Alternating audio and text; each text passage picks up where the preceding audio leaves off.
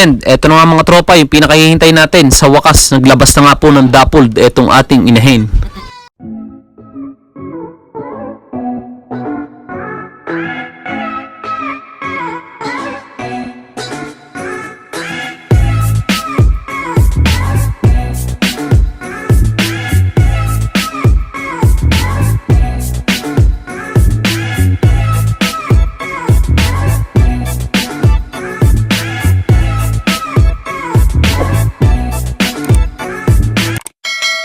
And welcome back again mga tropa dito sa BJ and Backyard TV. So today's video nga mga tropa, isa ito, good news, nanganak na nga po yung isa nating imported na inahin. So sa wakas, naglabas na siya ng dappled mga tropa. So kung gusto niyo yung makita at gusto niyo yung malaman, samahan niyo ako, tara.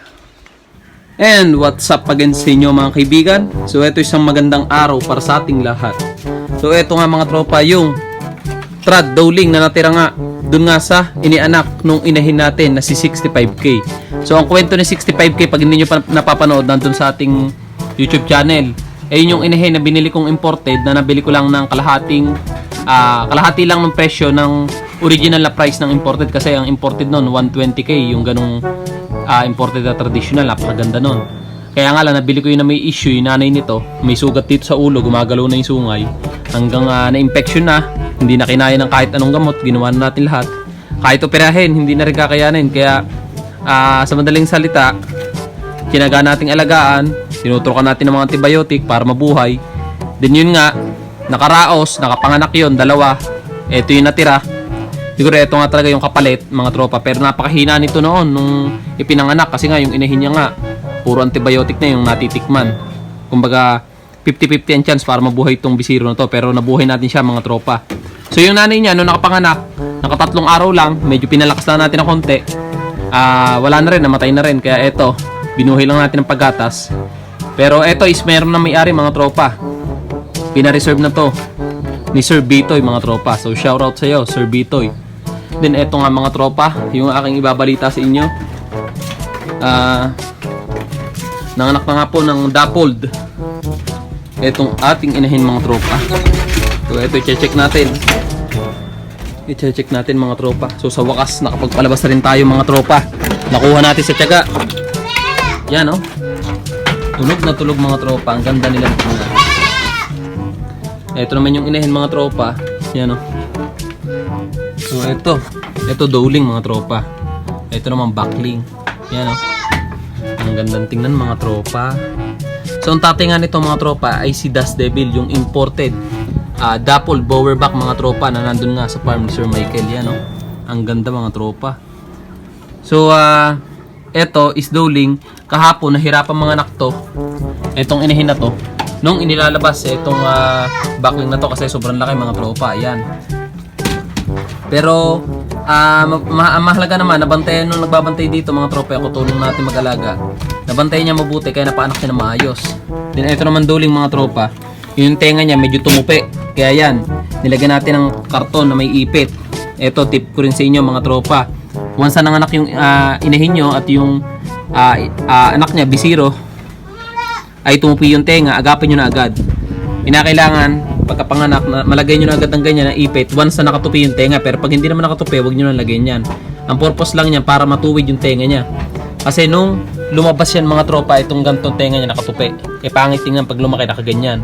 Kaya nilagyan natin ng ipit na may karton para po pag lumaki siya is okay na okay mga tropa at magandang tingnan. Ayan o. So malalakas na agad, napakalalakas agad nila, wala pa isang araw yan mga tropa. Ayan o. Katutuyo-tuyo nga lang ng mga balahibo nila. So eto nga mga tropa, yung talagang nakakatanggal ng pagod. Yung makikita mo na yung pinagpagura mo mga tropa is nagbubunga na. Ayan o. So yan, so medyo madugo-dugo din yung puhunan dito mga tropa, kaya hindi rin biro yung mag-alaga ng gantong kalalahi. Yan, wait lang, inisip ko yung inahin. Dito ka, dito. Hindi rin biro mga tropa yung mag-alaga ng mga ganto kalalahing kambing, kasi kinakailangan mong tutuka mabuti at saka mahabang pasensya yung kailangan mga tropa, at napakahaba rin ng proseso para makapagpalabas ng ganito, kasi hindi nga natin kayang bumili na ng mga imported dappled bower doe o yung inahin na dappled. Kumbaga umaasa na lang tayo na makapagpalabas o makapagpalahi. So yan. So yung inahin nito mga tropa ay imported, full blood. Australian Red Bower mga tropa. Then ito nga yung inianak. Napakalalakas mga tropa. So iilang oras pa to. Yan, yun yung barako nandun. So napalakas naman agad natin mga tropa kasi nga pinadedi ko agad. Then itong flooring natin mga tropa, nilagyan ko na lang ng screen para hindi nasisilat yung paa ng mga bisiro kasi medyo maliliit pa yan. Once na masilat yan o yung paa nila lumusot dito sa flooring, baka mabalian mga tropa. So ito yung lalaki, o yan, ang ganda niya mga tropa. So sa wakas, nakapagpaanak din tayo dahil napakailap. Gaya nitong kabila mga tropa, itong imported na inihindi na to ay dapol na rin na nakastad, nakabuntis. Pero ang inilabas niya ay red. Napakalakas ng dugo ng inahin. Pero yan, may konting dapol dito sa bandang part ng gitna ng balahibo nitong red na to. Kaya lang red din yung nagdapol, hindi white. Pero ang ganda nito ng dalawa, naka-reserve na yan mga tropa. So yan, itong inahin na to ay dapol na nakakasta pero red yung inilabas. Pero yan, dapol blood na yan. May posibilidad na mag-anak sila ng dapol. Once na yung masasampahan nila o malalahian nila, ay may lahi na rin ng dapol mga tropa. Ayan, ang ganda na lang tingnan mga tropa. Iba talaga pag dapol. Ang lakas ng dating, gawa ng kulay. Yan, malalakas na, lumalakad na mga tropa. Ayan, Then eto naman mga tropa, itong solo backling na nandito, yan ay dapol na rin ang tatay niyan, magkakapatid sa tatay yan. Ito, imported tong inahin na to mga tropa, imported din yung nakastad, yung dapol na si Das Devil.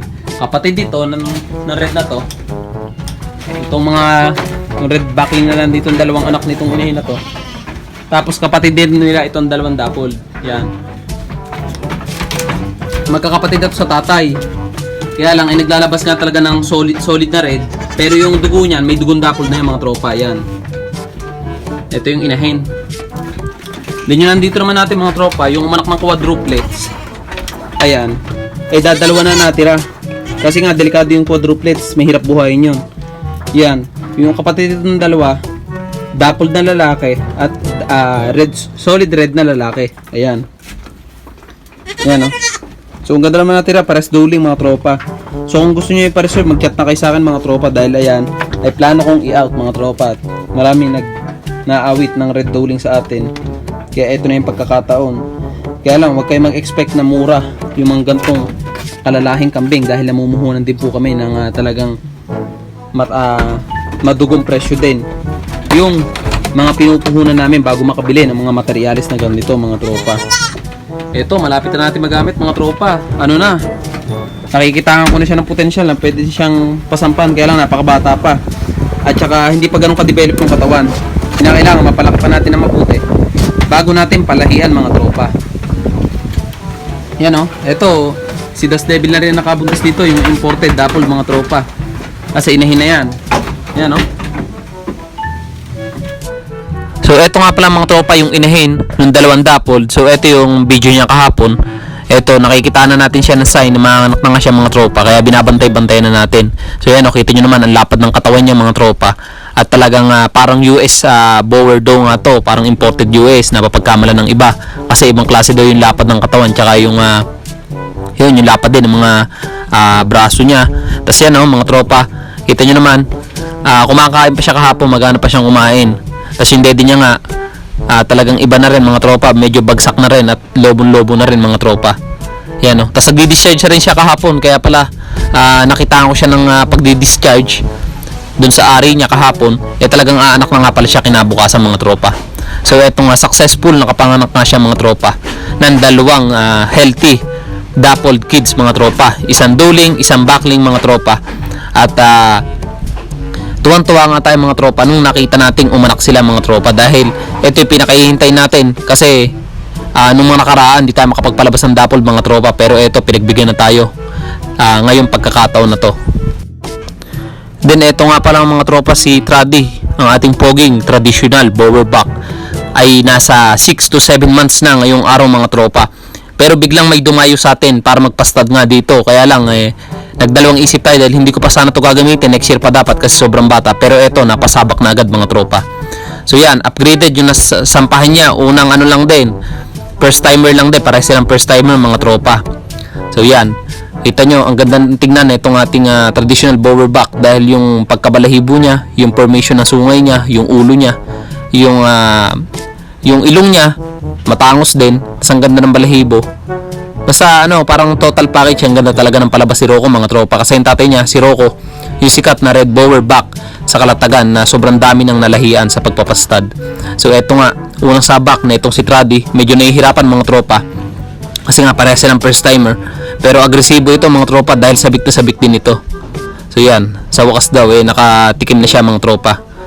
So sana may mga dumayo pa sa atin dito para makapagpalahi dito. So sa halagang 500 pesos nakapagpastad na sila sa isang full blood traditional back na Caslicia line mga tropa, linyada ni Rocco. So tatay niya is red bower, at ang history nga ng lahian nila is triplets, tas mas maraming duling na inilalabas. So eto sa wakas nasampahan agad yan mga tropa. Yan so poging pogi. So mga tropa, dito ko natatapusin na itong video na to. Please like, share, comment, and subscribe. Hit nyo na rin po yung notification bell para lagi po kayong updated sa mga videos na i-upload natin. So shoutout po sa mga solid na sumusuporta sa atin dyan. Maraming salamat and God bless.